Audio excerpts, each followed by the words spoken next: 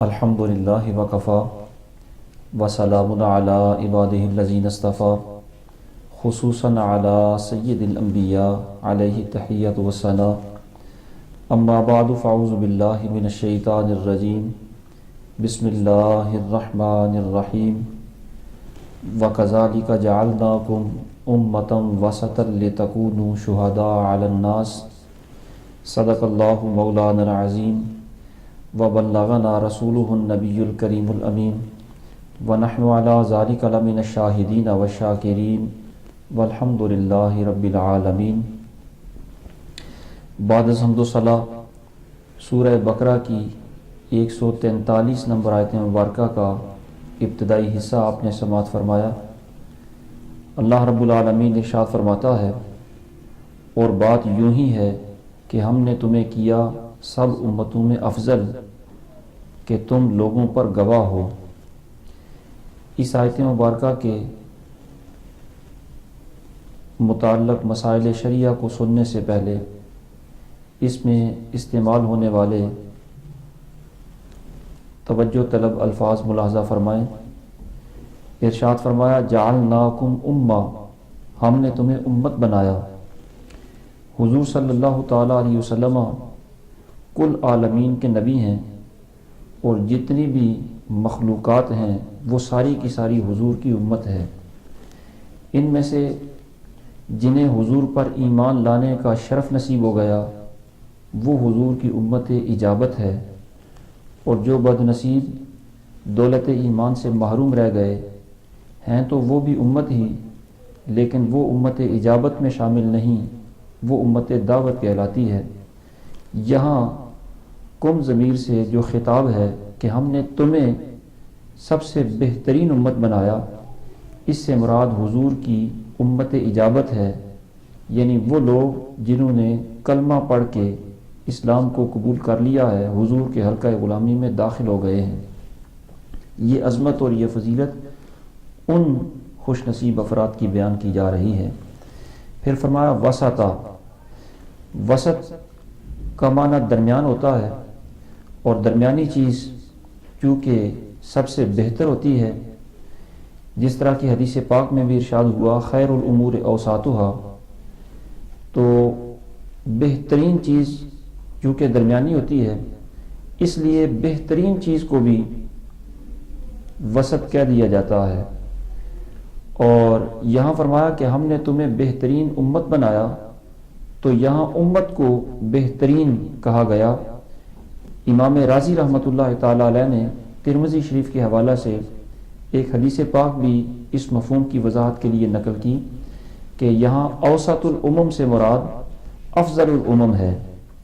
پھر فرمایا شہداء، یہ لفظ شہید کی جمع ہے، اور شہادت، شہود، شاہد اور مشاہدہ ان سب کا مادہ اشتقاق ایک ہی ہے، اور شہادت کا مطلب ہوتا ہے آنکھ سے حاصل ہونے والے مشاہدے کو بھی شہادت کہتے ہیں، اور بصیرت اور حواس سے حاصل ہونے والے مشاہدہ کو بھی شہادت کہہ دیا جاتا ہے۔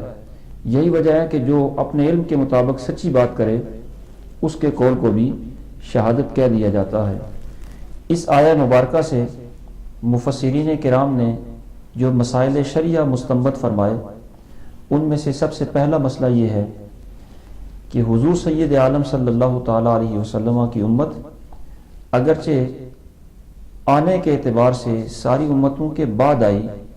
لیکن درجہ اور مرتبہ کے اعتبار سے ساری امتوں سے افضل اور بہتر ہے، اور یہ اسے فضیلت اور عظمت حضور پر ایمان لانے کی وجہ سے نصیب ہوئی، تو نسبت مستفوی نے اسے خیر الامم ہونے کا شرف عطا کر دیا۔ دوسرا مسئلہ یہ بیان کیا گیا کہ ارشاد فرمایا ہم نے تمہیں امت وسط، بہترین امت اس لیے بنایا کہ تم لوگوں پر گواہ ہو جاؤ۔ تو اس کا مطلب یہ ہے کہ مسلمان ہر انسان پر گواہ ہے۔ تو اس آیت سے اصول یہ ثابت ہوا کہ مسلمان کی گواہی دوسرے مسلمان کے بارے میں بھی قبول ہے اور دوسرے غیر مسلم کے بارے میں بھی قبول ہے، اس کی گواہی ہر انسان کے بارے میں قبول کی جائے گی، اور یہ اعزاز صرف اور صرف مسلمان کا ہے، کیونکہ اگر غیر مسلم گواہی دے تو اس کی گواہی کافر کے بارے میں تو قبول کی جائے گی، کسی مسلمان کے خلاف اس کی گواہی قبول نہیں ہوتی، جبکہ مسلمان کی گواہی کافر و مسلم ہر ایک کے بارے میں قبول کی جاتی ہے۔ تیسرا مسئلہ یہ بیان کیا گیا کہ کسی واقعے کی گواہی جو مسلمان دیں وہ قبول ہوتی ہے، تو ظاہر ہے اگر چند مسلمانوں کی گواہی اگر قابل قبول ہے تو کسی مسئلے پر عام مسلمان ہی نہیں بلکہ مسلمانوں کے اکابر بزرگ علماء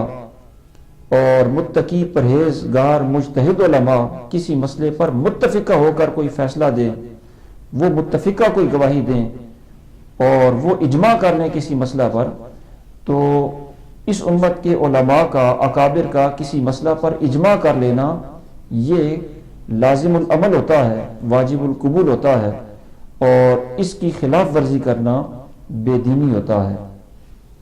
چوتھا مسئلہ یہ ثابت کیا گیا کہ اجماع امت جو حجت ہے یہ صرف زمانہ رسالت میں صحابہ کا اجماع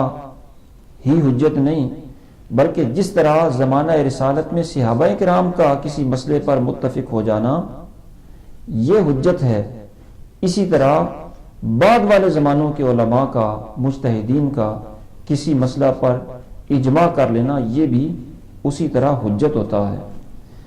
پانچواں مسئلہ اس آیت کریمہ سے یہ ثابت کیا گیا کہ جو لوگ اپنے عقیدے میں فاسق ہو گئے یعنی بدمذہب ہو گئے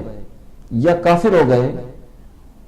وہ اگر اجماع امت کی مخالفت کریں تو ان کی مخالفت اجماع امت پر اثر انداز نہیں ہوتی، ان کا اختلاف اجماع امت میں مانے نہیں ہوتا، ان کے اختلاف کی کوئی حیثیت نہیں ہوتی۔ اجماع امت جس طرح ان کی مخالفت کے بغیر لازم العمل ہے، اسی طرح ان کی مخالفت کے باوجود بھی وہ اجماع لازم العمل رہے گا۔ چھٹا مسئلہ یہ بیان کیا گیا کہ جن جن مسائل پر آج تک امت کے مجتہد علماء کا اجماع ہو چکا ہے وہ سارے کے سارے مسائل مسلمات میں سے ہے، ان کی خلاف ورزی بے دینی کہلاتی ہے۔ جس طرح خلفائے راشدین کی خلافت راشدہ پر امت متفق ہو چکی ہے، اجماع امت ہو چکا ہے، اب جو شخص خلفائے راشدین کی خلافت راشدہ کو تسلیم نہیں کرتا